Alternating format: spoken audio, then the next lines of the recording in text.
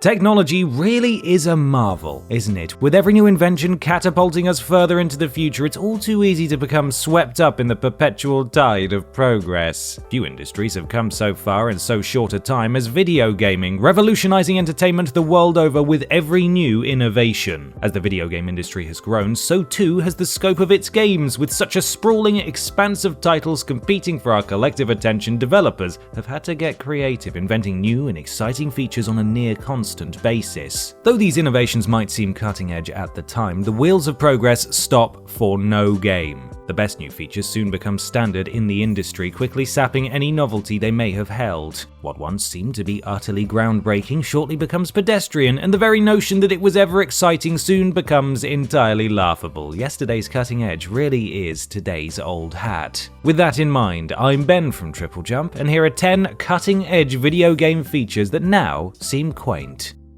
Number 10. Season Passes. Have you ever been so in love with a game that you just didn't want it to end? Though once upon a time the base game was all you'd ever get, the rise of DLC meant that things weren't necessarily over when the credits rolled. Not happy to simply sell their additional content, publishers introduced the Season Pass, a means of pre-purchasing DLC at a discount alongside the base game, including the promise of yet-to-be-released content. Rockstar's Noir was among the first to employ the Season Pass, promising players discounted access to additional content upon its release. It was somewhat controversial, but paying a one-time fee in order to save money down the line was certainly a novel idea. That is, it was until the Season Pass took the gaming industry by storm. Nowadays, practically every AAA game comes with a Season Pass, meaning that the novelty is well and truly gone. What's more, the controversy surrounding the feature has only intensified, with many convinced it's just an excuse for publishers to milk money out of consumers before lumping them with a handful of subpar content. Of course, there's no way that any video game publisher could be that morally corrupt, right? Number 9. Power-ups. Cast your minds back as far as they can go. Actually, maybe not that far, just stop somewhere around 1980 and think Pac-Man. One of the most iconic video games of all time, Pac-Man introduced players to power pellets, special items that offer the vulnerable protagonist the opportunity to turn the tables on his ghostly tormentors. Widely considered the first ever example of a video game power-up, the power pellet was a groundbreaking idea. It turned the gameplay entirely on its head, offering players an overwhelming rush for just a brief moment. The temporary advantage afforded by the power-up was certainly a cutting-edge feature, and it was one that soon became a staple of video games across every imaginable genre. Unfortunately, the power-up soon became so commonplace that it actually began to feel somewhat overplayed, and it started to be included in games with far less regularity. Though players once clamored for that momentary boost, the idea later became somewhat outdated, with more and more of us instead relishing the punishing challenge that balanced games like Dark Souls offer. Just as soon as it had swept the industry, the power-up became an old-fashioned relic, and the idea that it was ever exciting seems particularly quaint. Number 8. Online multiplayer. Once upon a time, the multiplayer experience actually required people to sit in the same room as one another, sharing oxygen and goodness knows what else. Well, thankfully, that's over, because online gaming hammered the final nail into the coffin of split-screen multiplayer. The late 90s saw developers experimenting with online play, but it wasn't until the release of the 6th-generation consoles, such as the Xbox and the PlayStation 2, that online multiplayer really began to take off, although the Dreamcast would very much like your attention, please. The online frontier proved to be a success, to say the least. Games like Halo took the industry by storm, creating huge demand for online multiplayer. 7th-generation consoles were made with built-in online capabilities, making the experience more efficient than ever. And before long, games were being produced specifically to cater to the online multiplayer crowd, with narrative features such as story and character development taking a backseat to fast-paced online play. The introduction of online multiplayer transformed the gaming industry in a major way, but it's all too easy to forget just how revolutionary it really was at the time. In less than a decade, it went from an impossibility to perhaps the most popular feature of video games. Though it's essentially standard for most games to feature some online capacity today, it was once considered truly cutting edge. Number 7. Open world exploration.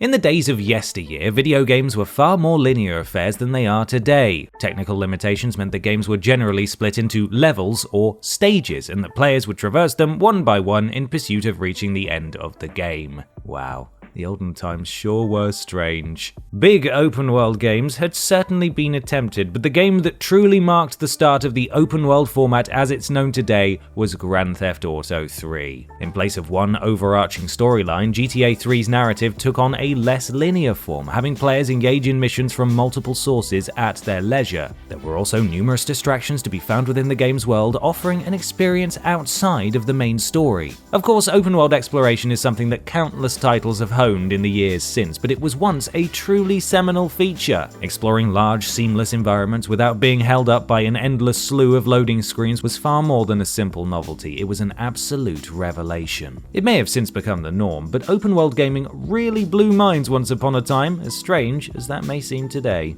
Number 6. Realistic weather systems. Nowadays, games are made to be as immersive as possible, embracing photorealism and aspects of everyday life that allow the player to feel at home in their virtual environments. For many years, however, this wasn't something that games were really capable of, and making players feel as though they had actually stepped into another world seemed entirely out of reach. The late 1990s saw the release of Shenmue, which may just be one of the most innovative titles ever released. Among other advancements, Shenmue made use of realistic weather systems, with rain, snow, sun, and cloud all potentially on the agenda on any given day. This randomly generated meteorological marvel was appropriately named the Magic Weather System, and it was a huge leap forward for video game immersion. By today's standards, something as trivial as weather is barely a consideration. It's one of those minor touches that the average player hardly notices. However, back in the late 90s, realistic weather was one of the most exciting features ever to have graced a video game. The idea that a video game protagonist could be just as inconvenienced by precipitation as actual, real-life people was utterly mind-blowing, even if it's little more than an afterthought for today's audiences. Number 5. Day-night cycles. Video games once existed in a timeless realm where day or night were nothing more than backdrops for what was considered the more important aspects of gameplay. The idea of having a video game make use of a time system that went from day to night and back again may have been in use for a short while before, but Shenmue also managed to pioneer the feature alongside its groundbreaking weather system. Games such as Shenmue and The Legend of Zelda Majora's Mask implemented a time system that actually had an effect on gameplay itself, and that was absolutely cutting edge in the late 1990s. Forcing players to abide by real-life rules, like sleeping to pass the time while the world effectively shut down, offered a staggering level of immersion that left players feeling as though they were living a second life. Of course, a day-night cycle is now standard in the majority of games, with many titles building significantly upon the idea. However, once upon a time, being able to see the sunrise and set within a video game world was something that was unheard of, making the feature a leap forward for the industry. It may seem a little tedious now, but tucking our characters into bed was once an unparalleled novelty. Number 4. Saving. Sinking hundreds or sometimes thousands of hours into a game is now a relatively common practice, and we owe this ability to binge to the option to save our progress. In the early days of video games, the player started from the beginning every time they booted up a title and had to play through the early levels over and over if they wanted to experience the game in full. Then, in 1986, The Legend of Zelda came along and offered an alternative. It let you save your game. Keeping all of your precious progress preserved and waiting for your return was a huge step forward in gaming, and it not only transformed the entire experience, but shaped the future of the industry too. With the cutting-edge feature in place, a player could stop playing whenever it suited them, then pick up where they left off at their leisure. Of course, the ability to save was so useful and innovative that every game wanted to make use of it, and it very quickly became the standard for games. It's now such a well-established feature of gaming that it's difficult to imagine a time where it wasn't possible to save your progress, but back in the olden days, being able to do so was a hugely exciting idea. Number 3. Using voice actors. Bringing a game to life is something that's now achieved through a handful of key components: visuals, music, and voices. However, in the early days of video games, the latter was impossible, as consoles simply didn't have the capacity to support voices. Enter the Intellivision, which, despite sounding like something a manic supervillain might create, was actually the first console to introduce IntelliVoice, a voice synthesis device built to allow games to include human voices. Mattel Electronics presents Tron. Though the Intellivision was largely unsuccessful, the facility to include voices in video games was an incredible development for the industry. Disney's iconic Dragon's Lair arcade game was the first to feature human voices, but once the technology existed, it became standard for games to feature the vocal vibrations of actors to enhance the audience's experience. In today's gaming landscape, the very idea of a game without any voice acting is practically alien, which goes some way to highlight just how huge of an innovation the Intellivision was, even if it did have a ridiculous name. It's such a staple of modern gaming that today it's hardly afforded so much as a single thought, but it was once considered a massively cutting-edge feature to have human voices in a video game. Number 2. FMV cutscenes.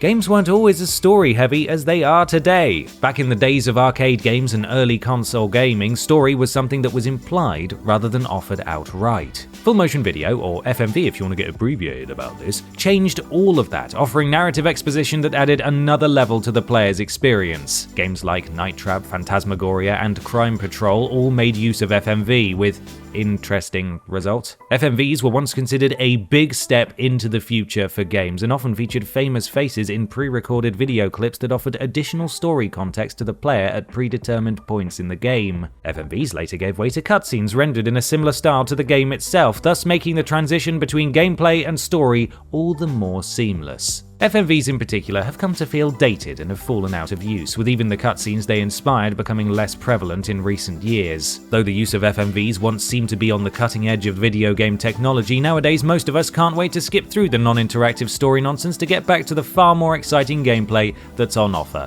Also, shout out to Wales Interactive, never stop making FMV games, thank you. Number 1. QuickTime events. To borrow a little sports parlance, it's a Shenmue hat trick, foul ball, play on. Any more sports words? Offside, maybe? Yep.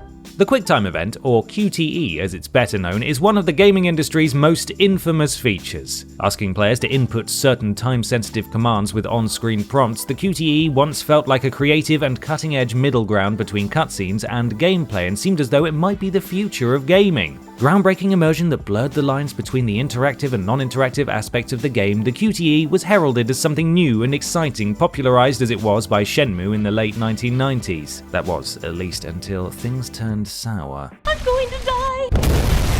No sooner had the QuickTime events spread to practically every title under the sun than players began to tire of them. Where they once felt fun and exciting, they soon seemed nothing more than a lazy way for developers to keep players engaged during cutscenes. The consensus on QTEs rapidly shifted as the novelty wore off, and they were ridiculed. Now, QuickTime events are largely a thing of the past. In today's gaming landscape, the very idea of mindlessly mashing on-screen prompts seems unspeakably outdated, and we all shudder at the thought that we ever considered it a cutting-edge feature in the first place. It does still happen though. Hello, Marvel's Spider-Man.